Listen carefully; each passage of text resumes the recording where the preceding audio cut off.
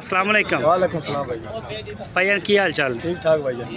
की नाम अपना? मोहम्मद शबीर है मेरा नाम। मोहम्मद शबीर किहड़ी जगह तो आए ने? मियाँ चन्नू जो जंडियाली बंगला। चाकी 51 किन्ने बच्चे लैके आए सी? अपने को जानवर सन जी 10 जानवर 10 सेल हो चुके हैं, बाकी 6 जानवर 6 जानवर ले। ओहो दोंदे दोंदे सारे नहीं इन्हें एक पक्का खेला बाकी दूंगे नहीं। ਐਨੂੰ ਕਰੋ। ਇਹ ਬੱਚਾ ਕਿੰਨੇ ਵਜ਼ਨ ਚ? इन्हों का वजन होना है तकरीबन 3.5 मन पौने 4 मन वजन में चले जाएंगे जानवर। एक ये सब सारा दी एवरेज यही है। हाँ जी 6 ਦੇ 6 ਬੱਚਿਆਂ ਦਾ। ਸਹੀ ਹੋ ਗਿਆ। ਆਹ ਤਾਂ ਬੱਚਾ ਵੈਸੇ ਕ੍ਰਾਸ ਵਿੱਚ ਹੈ ਨਾ? क्रास है जी।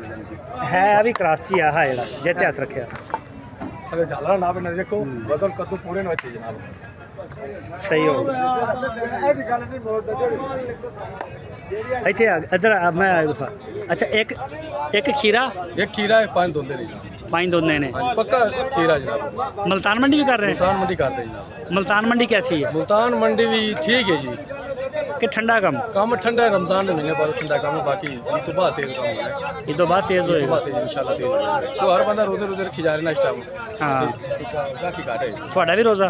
नहीं अपना आज रोजा कोई मंडी का रोजा कोई नहीं। अच्छा सही हो गया। नंबर दो अपना। 0304 हाँ 20 96 751 इससे व्हाट्सअप बनी है। एक नंबर 0302 42 71 250 इससे व्हाट्सअप बनी है। मेरा नाम मोहम्मद शबीर है जी। थोड़ी पिछली दफ़ा भी वीडियो लगी सी ना? हाँ लगी सी वीडियो।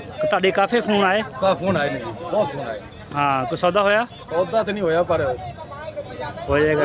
वीडियो को लगन गया कोई वीडियो तो थले लगन गया तो हो जाएगा। हाँ, हो जाएगा।